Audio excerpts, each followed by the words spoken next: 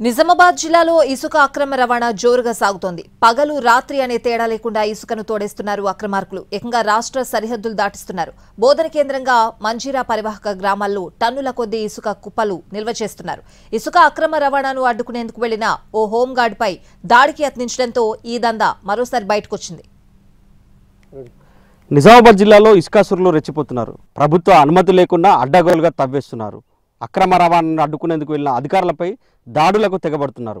బోధన కేంద్రంగా జరుగుతున్న ఇసుక అక్రమ రవాణాపై స్పెషల్ స్టోరీ ఇప్పుడు చూద్దాం. నిజామాబాద్ జిల్లా బోధన్ మంజీరా నది పరివాహక గ్రామాల్లో ఇసుక అక్రమ రవాణా జోరుగా సాగుతోంది.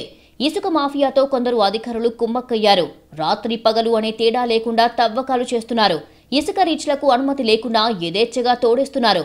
టన్నుల కొద్దీ ఇసుకను డంపు చేస్తూ రాత్రికి రాత్రే రాష్ట్ర సరిహద్దులు దాటించేస్తున్నారు. ఇసుక రవాణాను అడ్డుకున్న హోంగార్డుపై మాఫియా దాడికి యత్నించింది. ఈ వ్యవహారంపై పోలీసులు ఆలస్యంగా కేసు నమోదు చేశారు. ఇంత జరుగుతున్నా పోలీసులు, రెవెన్యూ అధికారులు పట్టించుకోవడం లేదని ఆగ్రహం వ్యక్తం చేస్తున్నారు గ్రామస్తులు. బోధన్లో ఇసుక మాఫియా దాడులతో మంజీరా సరిహద్దు పల్లెలు వణికిపోతున్నాయి. 2 రోజులుగా ఇసుక తవ్వకాలు నిలిపివేశారు. భారీగా డంపు చేసిన ఇసుకను రాత్రి వేళల్లో ఇతర ప్రాంతాలకు చేరవేస్తున్నట్టుగా గ్రామస్తులు చెబుతున్నారు. ప్రభుత్వ అవసరాల కోసం తహసీల్దార్లు వే బిల్లులు ఇస్తే అక్రమార్కులు పక్కదారి పట్టిస్తున్నారు. ఒక్క బిల్లుతో పదుల సంఖ్యలో ట్రాక్టర్లు, టిప్పర్లలో ఇసుక రవాణా చేస్తున్నారు. రెవెన్యూ అధికారులు, బోధన్ రూరల్ పోలీసుల అండదండలతో ఇసుక అక్రమ రవాణా జరుగుతోందని ఆరోపణలు ఉన్నాయి. వాస్తవంగా మందర్న ఒకటి, సిద్ధాపూర్ ఒకటి 2 క్వారీలు ప్రభుత్వం పర్మిషన్ ఇచ్చింది.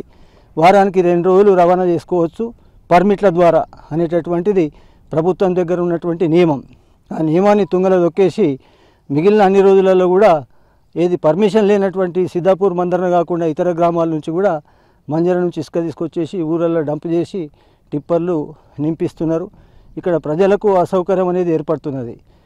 పగలు లేదు, రాత్రి లేదు అని చెప్పేసి అక్రమ రవాణా జరుగుతుంటే మరి మైనింగ్ డిపార్ట్మెంట్లో భాగస్వామిగా మెంబర్గా ఉన్నటువంటి తహసీల్దార్ కూడా దీన్ని పట్టించుకున్నటువంటి పరిస్థితులు కనిపిస్తలేవు. ఇప్పటికైనా ఉన్నతాధికారులు జోక్యం చేసుకుని నిజామాబాద్ జిల్లాలో ఇసుక అక్రమ రవాణాపై ఉక్కుపాదం మోపాలని కోరుతున్నారు.